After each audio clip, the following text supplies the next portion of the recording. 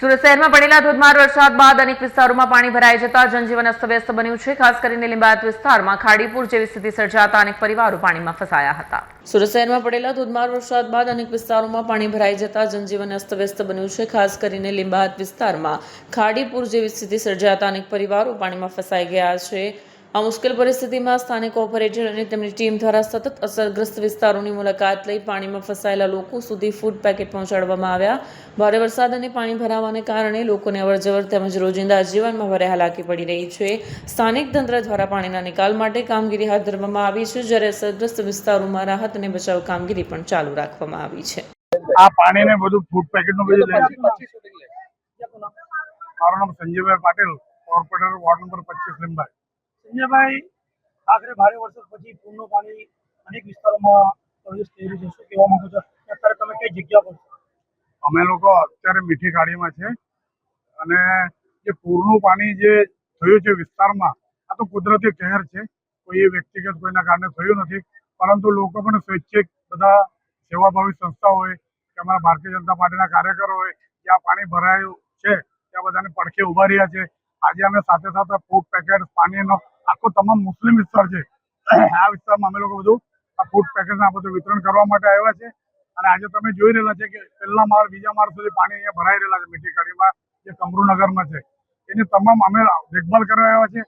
પછી તો સરકાર જે રીતે કલેક્ટર નક્કી કરશે ને પછી કેસ્ટ્રોલની જે વિતરણ કરવામાં આવશે એ તો પાછળની વાત છે, પણ અમે હમણાં ખાસ અમારી ફરજ છે એના માટે અમે સાથે કોર્પોરેટર સાથે આ વિસ્તાર કાર્યકર્તા સાથે અમે સવારથી ફરીએ છીએ।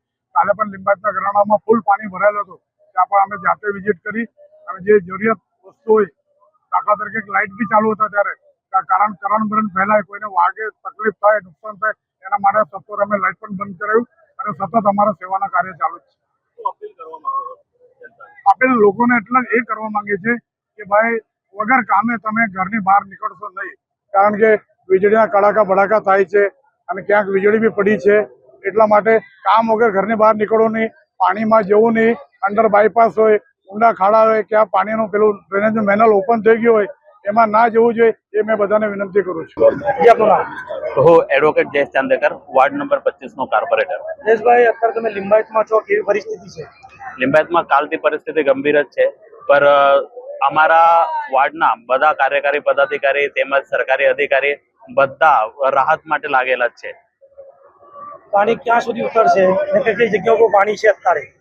પાણી તો આખા સુરતમાં છે અને ખાસ કરીને અમારા વોર્ડની વાત કરીએ તો આ તો ખાડીપુર છે, એ સિવાય બી દરેક જગ્યા પર પાણી ભરાઈ ગયું છે અને સરકાર તરફથી અને અમે સાથે કોર્પોરેટર શ્રી અમે સાથે મળીને કાલેથી અમે અલગ અલગ જગ્યા પર જતા છે, જ્યાં જ્યાં ફરિયાદ છે, જ્યાં જ્યાં તકલીફ થાય છે ત્યાં જઈને અમે લોકોને મદદ કરતા છે। આજે બી હમણાં અહીંયા લિંબાયતમાં આવ્યા છે, આ મુસ્લિમ વિસ્તાર છે, અહીંયા બહુ ઘણું પાણી જે પાણીને 15 CM પાણી જે પડ્યું છે એના હિસાબે બહુ જગ્યા પર તકલીફ થઈ ગઈ છે। અમે ફૂડ પેકેજની લઈને બધું કઈ લઈને આવ્યા છે કે લોકોને રાહત મળશે, લોકો માટે અમે એની ટાઈમ તત્પર છે અને એનામાં સુરત મહાનગરપાલિકા પ્લસ અહીંયાના જે પદાધિકારી છે, અધિકારીઓ છે, એ બધા આ કામ માટે લાગે પડ્યા છે। મેં સ્પેશિયલી આ વિડીયોના માધ્યમથી, આ ન્યૂઝ ચેનલના માધ્યમથી મેં બધા જનતાને મેં અપીલ કરું છું કે કામ સિવાય તમે બહાર નીકળતા નહીં, બરાબર, વીજળીના ખાંભથી દૂર રહેશો।